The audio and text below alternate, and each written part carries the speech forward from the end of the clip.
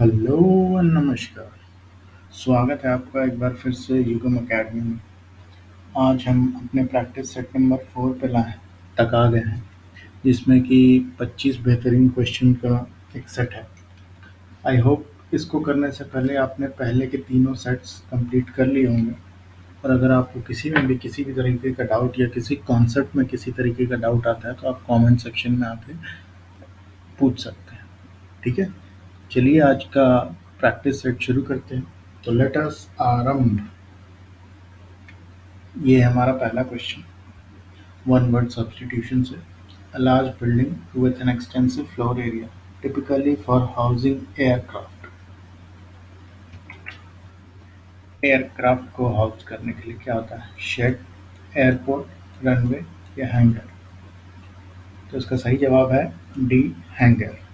ठीक है, फर्स्ट का डी। अब आ जाते हैं सेकंड में। एरर फाइंड करना है सेंटेंस में। The principal requested the teachers to monitor and take care of the small children. तो इसमें एरर है सेकंड पार्ट में। टीचर्स ये नहीं होगा, ये नहीं होगा, एपोस्ट्रॉफी एस नहीं होगा, नॉर्मल टीचर्स होगा। ठीक है, तो एरर हो गया आपका सेकंड पार्ट। सेकंड का आंसर हो गया बी। अब आ जाते हैं थर्ड में। ये लिटरेचर का है। In the play the Tempest by William Shakespeare, what is the name of the wizard who is stranded on the island? तो उस विज़र्ड का नाम बताइए कि जो उस आइलैंड पे स्ट्रैंडेड रहता है।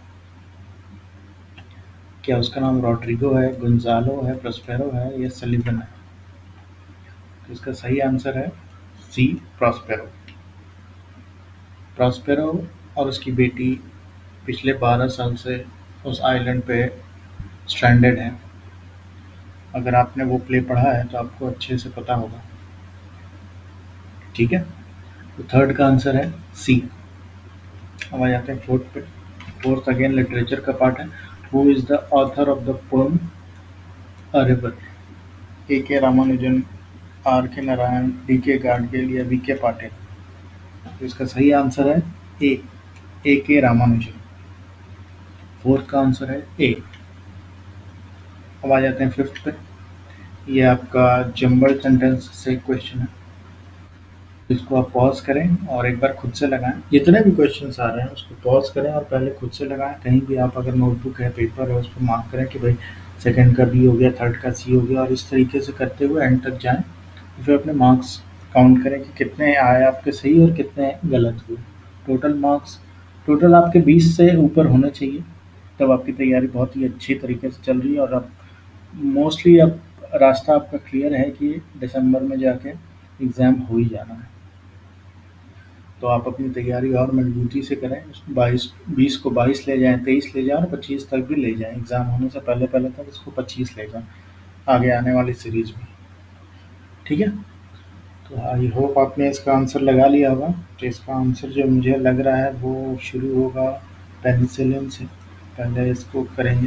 Penicillin is one of the most useful drug man has invented. उसके बाद दिस इन्वेंटेड हो गया तो फिर इस इन्वेंशन की बात करेंगे, बैक्टीरिया। फिर आ जाएंगे it's users, in the beginning ये लास्ट में डाल सकते हैं क्योंकि ये इस सेंटेंस में रहे या ना रहे ये सिर्फ एक्सटेंशन है इस सेंटेंस का। तो ये इसको लास्ट में डाल सकते हैं। तो क्या हो गया अपना आंसर? QPSR। तो कौन सा ऑप्शन है? डी। तो फिफ्थ का आंसर हो गया डी। ठीक है, हो जाता है सिक्स पे। सिक्स्थ है वोकैब से। Appropriate synonym for transmit. Transmit का सिनोनिम क्या हो सकता है? एक्सेप्ट, कैच, कॉन्वे या रिसीव? तो ट्रांसमिट करना है मतलब किसी चीज़ को यहाँ से वहाँ ले जाना। ट्रांसमिशन जिसको बोलते हैं, ट्रांसमिशन वायर्स जो करते हैं, ट्रांसमिशन जो चीज़ होती है वो मतलब यहाँ से यहाँ ले जाने को ट्रांसमिशन करते हैं। उसी को, उससे सबसे रिलेटेड कौन सा वर्ड है? वो है कॉन्वे। कन्वे करना, अपनी बात को यहाँ से वहाँ पहुँचाना, इसको बोलते हैं कन्वे करना। ठीक है, तो फिफ्थ का आंसर हो गया सी। अब आ जाते हैं सिक्स पे। ये आ गया आपका लिटरेचर, ये क्या बोलते हैं, फोनेटिक्स है। डायफ्थॉन्ग is also known as what? Pure vowel, improper vowel, monophthong या gliding vowel। डायफ्थॉन्ग को क्या बोलते हैं? इम्प्योर वोवेल बोलते हैं। अगर इम्प्योर रहता तो वो होता, लेकिन इम्प्रॉपर बोल के कुछ नहीं होता। मोनोप्थोंग और प्योर एक ही चीज़ होते हैं, जो कि तो डायप्थोंग क्या हो गया? ग्लाइडिंग हो गया। सिक्स का आंसर हो गया डी। अब आ जाते हैं सेवन्थ पे। सेवन्थ आपका इडियम बेस्ड क्वेश्चन है। All of Jacobs family is full of beans. Full of beans का आपको मीनिंग बताना है इस इडियम का। फुल ऑफ कॉवर्डिस मतलब बहुत ही बुज़दिल थे। फुल ऑफ एनर्जी, बहुत एनर्जी भरी हुई थी। बास्केट फुल ऑफ बीन्स, उनके पास बीन्स की बास्केट थी। ये लड़ाई करते रहते थे, क्वारल्स। इसका सही आंसर है फुल ऑफ एनर्जी। जी, सेवेंथ का बी। अब आ जाते हैं एट्थ पे। ये आपका अगेन फोनेटिक्स से है। This sign this sign is not present in what? Juice, stage, pleasure या जगत। तो आप जब फोनेटिक्स पढ़ेंगे तो इस साउंड को सिंपली इससे डिनोट किया जा सकता है, ज, जो कि जूस में है, स्टेज में है और जगल में है। किसमें नहीं है? प्लेजर में नहीं है। प्लेजर में। प्लेजर में अगर आप देखेंगे तो प्लेजर यहाँ पे थोड़ा ज़्यादा जोर दिया जा रहा है, तो प्लेजर में ये होता है। ठीक है, तो ये प्रेजेंट नहीं है किसमें? प्लेजर में। तो एट का सी। आ जाते हैं नाइन्थ पे। नाइन्थ पे आपका स्पीच चेंज करने के लिए। Whom did you see at the shopping mall today? I asked my daughter. तो इसका I asked my daughter, I asked my daughter, तो इसका आंसर हो जाएगा आपका D. I asked my daughter whom she had seen at the shopping mall that day। ठीक है, तो नाइन्थ का आंसर हो गया डी। अब चलते हैं टेंथ पे। ये अगेन आपका लिटरेचर से आ गया कि in the story the man of the house what does Sullivan drinks along with Dooley near dispensary? Dispensary के पास सलिवन डूली के साथ क्या पीता है? डूली कौन है ये आप अपनी कमेंट में बताइए। तो क्या वो लोग कॉफ़ी पीते हैं, सॉफ्ट ड्रिंक पीते हैं, एप्पल जूस पीते हैं या कफ सिरप पीते हैं? तो ये दोनों मिलके कफ सिरप, जो सलिवन अपनी माँ के लिए केमिस्ट से लिया हुआ रहता है, फार्मासिस्ट से, तो वही वो लोग अच्छा अच्छा बोल के पूरे ही पी जाते हैं। ठीक है, तो टेंथ का आंसर हो गया आपका डी। जाते हैं इलेवेंथ पे। ये अगेन आपका वन वर्ड सब्स्टिट्यूशन है। A person who believes that law and governments are not necessary. Antagonist बोलते हैं, एंटी क्राइस्ट बोलते हैं, एनार्किस्ट बोलते हैं, एडवर्सरी बोलते हैं। तो उसको क्या बोलते हैं? जो गवर्नमेंट या किसी भी लॉ को में मानता नहीं है या उसकी ज़रूरत महसूस नहीं करता, उसे कहते हैं एनार्किस्ट। तो इलेवेंथ का आंसर हो गया सी। अब आ जाते हैं ट्वेल्थ पे। ये अगेन आपका फोनेटिक्स से हो गया। Speech monophthongs are of dash types, one, two, three या फोर। तो इसका सही जवाब है टू। अब वो टू कौन कौन से मोनोफ्थोन्ग्स हैं वो आप हमें बताएंगे कमेंट सेक्शन में। ठीक है, ट्वेल्थ का आंसर हो गया बी। अब आ जाते हैं थर्टीन्थ पे। थर्टीन्थ अगेन आपका ईडीएम बेस्ड क्वेश्चन है। मिस द बोट का मीनिंग बताइए। Missing a good opportunity, missing your medium of travel, missing good moments of your life या being too late. Miss the boat का सही मतलब है मिसिंग अ गुड अपॉर्चुनिटी। जिसे अगर आप अभी नहीं पढ़ रहे हैं, अभी सोच रहे हैं कि एग्ज़ाम में बहुत टाइम है, नहीं होगा, क्या होगा, और अगर एग्ज़ाम हो गया तो जो लोग अच्छे से तैयारी कर रहे होंगे उनका सिलेक्शन हो जाएगा and you will miss the boat. क्योंकि आपको भी पता है कि ये जेएसएससी का सीजीएल कई कई सालों में एक बार आता है, तो मोस्टली समझ लीजिए कि आप इलेक्शन के टाइम पे ही आएगा। ये पंचवर्षीय ही योजना चलती है जेएसएससी सीजीएल की। तो अगर इस बार आपने मिस कर दिया तो अगली बार कब चांस मिलेगा ये कोई नहीं जानता। तो इसीलिए do not miss the boat and keep your preparations very uptight. So 13th का आंसर हो गया ए, मिसिंग अ गुड अपॉर्चुनिटी। आते हैं 14th में, ये आपका वॉइस चेंज में है। Was the bag packed by Mary? Was Mary pack the bag? Is Mary नहीं हो सकता, क्योंकि मैंने आपको कई बार कहा और हमेशा ये याद रहेगी, वॉइस चेंज में टेंस नहीं बदलता। ठीक है, डू मैरी ये भी प्रेजेंट में हो गया। तो कौन सा बचा? Did Mary pack the bag? Yes. 15 का डी। आ जाते हैं 16 पे, fill in the blanks. She reminds me always that I dash to be little more careful. Had हो सकता है, have हो सकता है, has हो सकता है, must हो सकता है। I must नहीं होगा, अगर ये to नहीं होता तो must सही होता, लेकिन चूंकि ये to है तो इसलिए वो नहीं होगा। ठीक है, has हो सकता है क्योंकि ये भी प्रेजेंट में और has भी प्रेजेंट में, लेकिन I के साथ has नहीं लगता। और हेड पे क्योंकि ये प्रेजेंट में है तो ये पास्ट में नहीं जा सकता, तो बचा कौन? हैव। और वैसे भी आई के साथ प्रेजेंट टेंस में हैव लगता है। तो 16th का आंसर हो गया बी। अब आ जाते हैं 17th में, select the most appropriate synonym of the given word hostile. इसका सिनोनिम प्लेजेंट है, हॉस्पिटेबल है, सिंपैथेटिक है या अनफ्रेंडली है। तो हॉस्टाइल का मतलब होता है कि बहुत ही मतलब अनफ्रेंडली टाइप का एनवायरनमेंट जो होता है उसको बोलते हैं हॉस्टाइल। चारों तरफ से लोग आपको घेरे हुए हैं, आपको ताने दे रहे हैं, जो भी कर रहे हैं वो हॉस्टाइल एनवायरनमेंट हो गया। इसका सिनोनिम क्या हो जाएगा? अनफ्रेंडली। 17th का डी। आ जाते हैं 18th पे, ये अगेन आपका प्यारा जम्बल्ड वर्ड्स है, तो इसको आप पॉज करिए और अपने हिसाब से एक बार सॉल्व करने की कोशिश करिए। अब मैं करता हूँ कि सबसे पहले शुरू होगी लास्ट समर से बात। किसी भी एक पैराग्राफ को हम ऐसे ही शुरू करते हैं कि last summer I spent many days in the garden watching thousand of fine crown. फिर यहाँ पे हो गया ट्री की बात हो गई, बैकग्राउंड की बात हो गई, ट्री की बात हो गई, तो अब इस ट्री से रिलेटेड हाँ यहाँ हो गया। तो इसके बाद आर हो गया,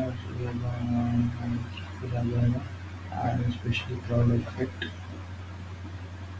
फिर ये आ जाएगा और फिर ये आ जाएगा। तो क्या हो गया अपना एस आर क्यू पी नीचे से चलेगा। ठीक है, तो 18th का आंसर हो गया बी।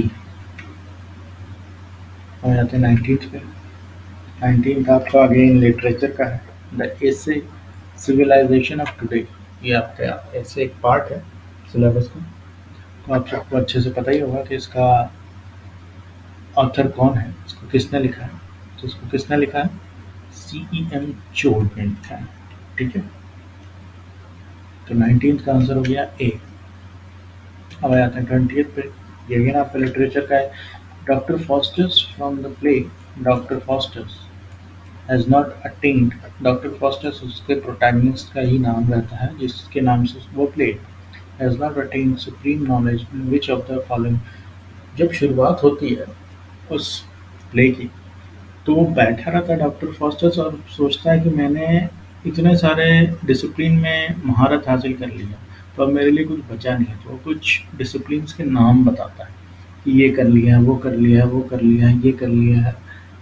तो उसमें से किसका नाम वो नहीं लेता है। तो फिलोसफी कर चुका है, मेडिसिन पढ़ चुका है और लीगल भी पढ़ चुका है, इसके साथ साथ बाइबल की भी नॉलेज है उसकी। किस चीज़ का वो वहाँ पे नहीं करता है, तो वो है इंजीनियरिंग। इंजीनियरिंग की बात वो नहीं करता है। 20th का आंसर हो गया डी। हो जाता है 21st पे, तो ये आपका पैसेज रिलेटेड है, तो आप पॉज करें और इसको पढ़ें, फिर सेकंड पेज पे जाते हैं। ठीक है, अब अपन चलते हैं सेकंड पेज पे, इसको भी पॉज करिए और पढ़िए। आई होप आपने पूरा पढ़ लिया होगा। चलिए अब अपन क्वेश्चंस पे चलते हैं। After reading the above passage, it can be inferred that it is news item, research report, magazine article या सर्वे रिपोर्ट। मैगजीन ये नहीं हो सकता क्योंकि किसी मैगजीन का नाम नहीं है या मैगजीन टाइप में ये नहीं जा रहे हैं। किसी सर्वे का भी नहीं है ये, और रिसर्च भी नहीं किया गया, क्योंकि अकॉर्डिंग टू द रिसर्च या किसी रिसर्च की बात होती है कि इस बात में रिसर्च था या उस बात में रिसर्च था, तो सबसे मोस्ट अप्रोप्रिएट क्या हो सकता है कि एक न्यूज़ आइटम है। आप जब देखेंगे तो वो शुरुआत ही होती है कि न्यू दिल्ली, किसी भी न्यूज़ आर्टिकल का नाम आप देखेंगे तो इसी तरीके से शुरू होती है कि जैसे रांची, आज ऐसा हुआ, फिर अब ऐसा हुआ, तो इसमें ये चला, इस केस में वो चला, ऐसे ही दिया रहता है। तो ये क्या सबसे अप्रोप्रिएट होगा इसके लिए? News item. 21st का आंसर हो गया ए। जाते हैं 22nd पे। What will be the consequence of high fertility? लोग ज़्यादा पैदा होंगे तो क्या होगा उसका consequence? Low economic growth, high economic growth, low mortality, high mortality. मरने से जीने का तो कोई सीधा सीधा संबंध है नहीं। ऐसा नहीं कि ज़्यादा लोग जी पैदा हों तो ज़्यादा ही लोग मरेंगे, कम लोग भी मर सकते हैं या कम ही लोग मरेंगे, ऐसा भी नहीं। उसका कुछ ना कुछ इकोनॉमी से रिलेटेड होगा, तो हाई इकोनॉमिक होना चांस कम है, क्योंकि आप देखें कि दुनिया में जहाँ भी आबादियाँ ज़्यादा हैं एरिया के हिसाब से, जैसे इंडिया वगैरह, और अगर चाइना का छोड़ दिया जाए तो बांग्लादेश हो गया, पाकिस्तान हो गया या अफ्रीकन कंट्रीज हो गया, जहाँ भी आबादी ज़्यादा हुई है वहाँ इकोनॉमिक ग्रोथ कम हुआ, और वही इस पैसेज से भी पता चला है। तो उसमें क्या हो जाएगा? लो इकोनॉमिक ग्रोथ। ठीक है, तो 22nd का आंसर हो जाएगा ए। अब 23rd में आ जाते हैं कि which statement is not correct according to the passage? जब आप पैसेज पढ़ेंगे तो इनमें से बाकी तीनों स्टेटमेंट आपको कहीं ना कहीं आपको मिल जाएंगे, और कौन सा नहीं मिलेगा तो वो है आपका बी, ये आपको नहीं मिलेगा। तो ये it is not according to the passage. तो 23rd का आंसर हो गया बी। 24th पे, 24th कहता है according to the UN report, fertility rate in 1950 stood at how many average births per woman? Average births per woman 2.3, 4, 3, 5। जब आप passage पढ़ेंगे बैक जाके तो सेकंड पेज के पहले पैरा में ही इसका आंसर मिलेगा आपको। ठीक है, दैट इज 5, 5 बर्थ्स पर वन। सो 24th का आंसर हो गया डी। और आते हैं लास्ट क्वेश्चन 25th पे, जो कहता है कि the passage represents the findings of a United nation report which is mainly regarding the population of African countries, China, world population या पॉपुलेशन ऑफ इंडिया। तो किस में पॉपुलेशन की बात की है, किस देश की पॉपुलेशन की बात की है इस पैसेज में? तो इस पैसेज में ओवरऑल सब जगह की बातें की गई हैं, इस यहाँ की भी, वहाँ की भी और वहाँ की भी। तो इसी तरीके से इसका मोस्ट अप्रोप्रिएट आंसर क्या हो जाएगा? ये वर्ल्ड पॉपुलेशन की बात करता है। ठीक है, तो 24th का आंसर हो गया सी। इसी के साथ हमारा ये सेट कंप्लीट हुआ। आई thank you and congratulate you all for completing practice set 4। I hope आप अपनी तैयारी में बहुत ही अच्छी तरीके से लगे हुए हैं, और मेरा ये छोटा सा प्रयास आपको थोड़े बहुत एक दो नंबर लाने में या आपकी कुछ रैंक सुधारने में मदद करे, तो मुझे तहे दिल से बहुत खुशी होगी। ठीक है, इसी के साथ हम अपना आज का ये वीडियो ख़त्म करते हैं। Thank you very much.